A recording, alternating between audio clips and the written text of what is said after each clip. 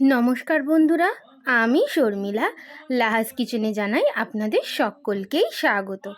আজকে আমি আপনাদের জন্য নিয়ে এসেছি সম্পূর্ণ নিরামিষ গাঠি আলুর তরকারি। গাঠি আলুর তরকারি কিন্তু খেতে দারুণ হয়, আর গাঠি যেহেতু খুব নরম, তাড়াতাড়ি হজমও হয়ে যায়। তাই চলুন আজকে দেরি না করে গাঠি আলুর রেসিপিটা দেখা যাক। প্রথমে আমি কড়াইতে সর্ষের তেল গরম করে নিয়েছি। এরপর আমি দুটো তেজপাতা এবং হাফ চামচ জিরে ফোড়ন দিয়ে ভালো করে নাড়াচাড়া করে নিলাম। দিয়ে দিচ্ছি কেটে রাখা আলু এবং গাঠি।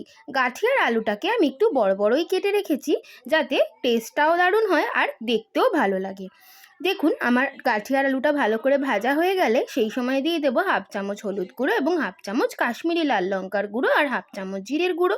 পরিমাণ মতো নুন দিয়ে আমি খুব ভালো করে গাঠি আলুটা ফ্রাই করে নিচ্ছি। গাঠি আলুটা যখন ভালোভাবে ভাজা ভাজা হয়ে যাবে, তখন আমি দিয়ে দেবো একটা মিডিয়াম সাইজের টমেটো এবং কাঁচা লঙ্কা বাটা। টমেটো কাঁচা লঙ্কা বাটা দিয়ে খুব ভালো করে কষানোর পর আমি যে জলটা ছিল সেই বাটির ধোয়া জলটা দিয়ে দিলাম।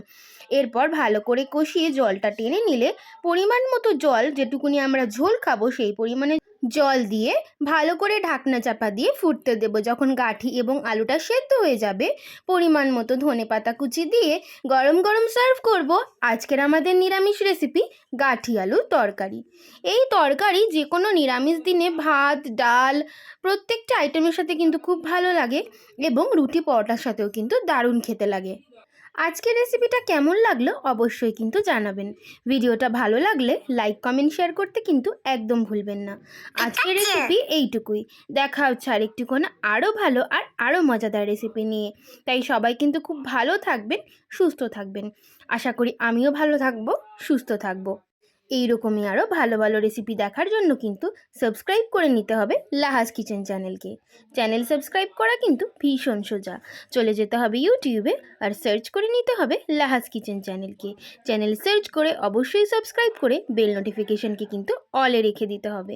আর যে সকল বন্ধুরা এই ভিডিও ইউটিউব থেকেই দেখছেন, তারাও কিন্তু ভিডিওটা লাইক করে অবশ্যই সাবস্ক্রাইব করে বেল নোটিফিকেশনকে কিন্তু অলে রেখে দিতে হবে।